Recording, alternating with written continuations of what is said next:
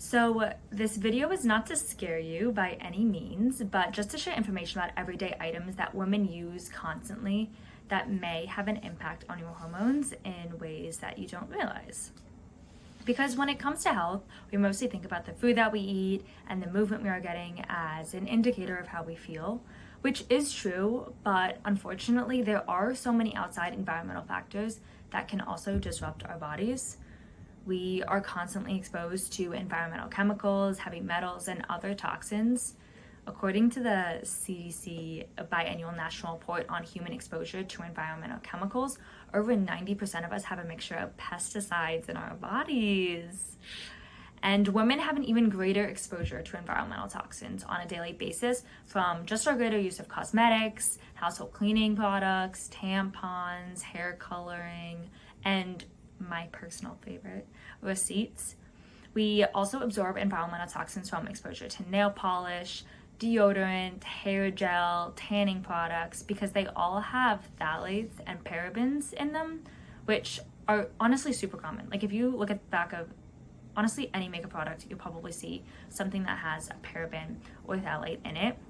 And sometimes it's like hidden, not hidden, but it doesn't explicitly say parabens. It'll just have like paraben at the end of a longer word, if you know what I'm talking about. But these chemicals are used to lubricate substances and to carry fragrance. So it's great if you're trying to make a makeup product, and even though they are super low doses, they do build up in our bodies and have an impact on our hormones.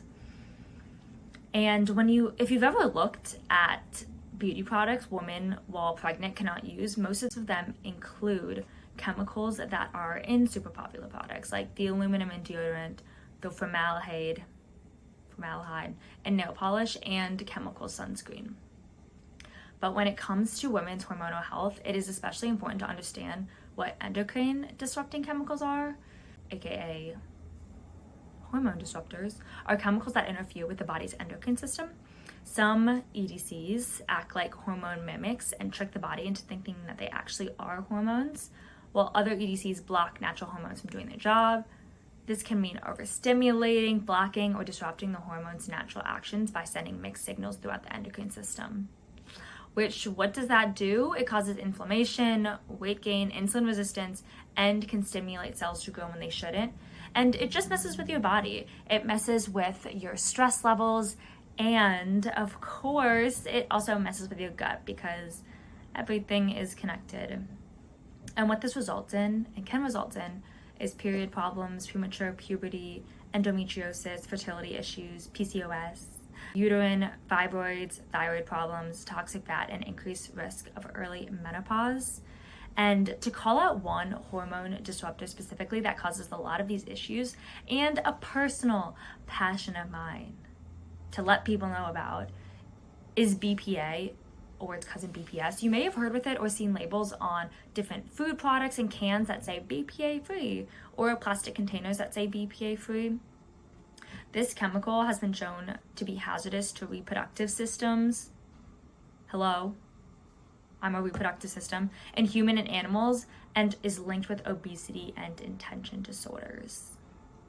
And the impact is so great that some states like California and Connecticut, thank you, California and Connecticut, have now banned BPA not only in food packaging, but in items like receipts and airline boarding passes. I don't know if you're aware, but receipts and boarding passes have a thermal coating on them that helps in the heat activated printing process. So it's great for manufacturers to have BPA on receipts and boarding passes, but not great for women who are handling these, and BPA is getting absorbed into their skin and in their bodies and causing reproductive issues.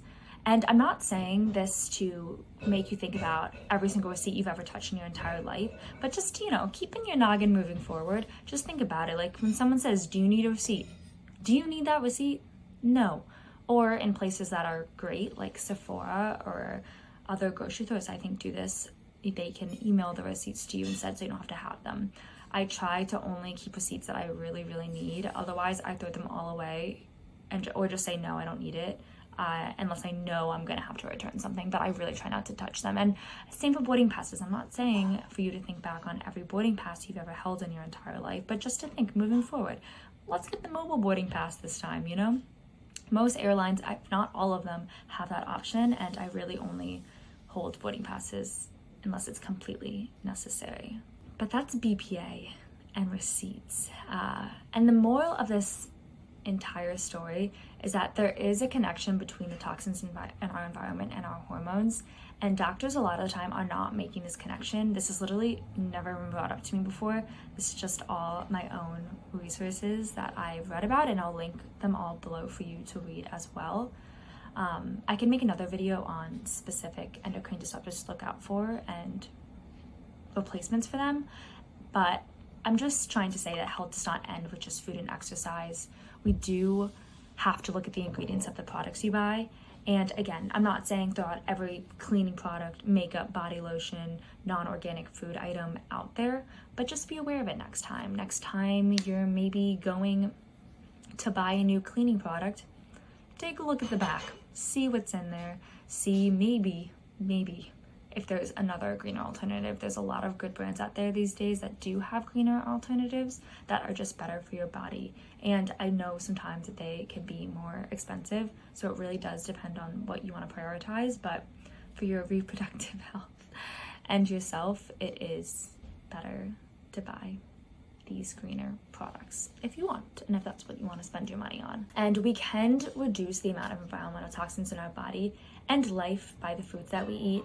Eating more vegetables and leafy greens do help absorb some of those toxins and harmful chemicals that are impacting our reproductive system. But you really do have to be out there looking out for yourself. The United States, unfortunately, tends to take a more reactive approach towards regulating food and beverage ingredients, while Europe takes a more proactive approach. So, for example, the US kind of thinks about food additives as innocent until proven guilty, as in Europe, the other way. It's the other way around. So just think about it a little bit, just a tiny bit, if you want.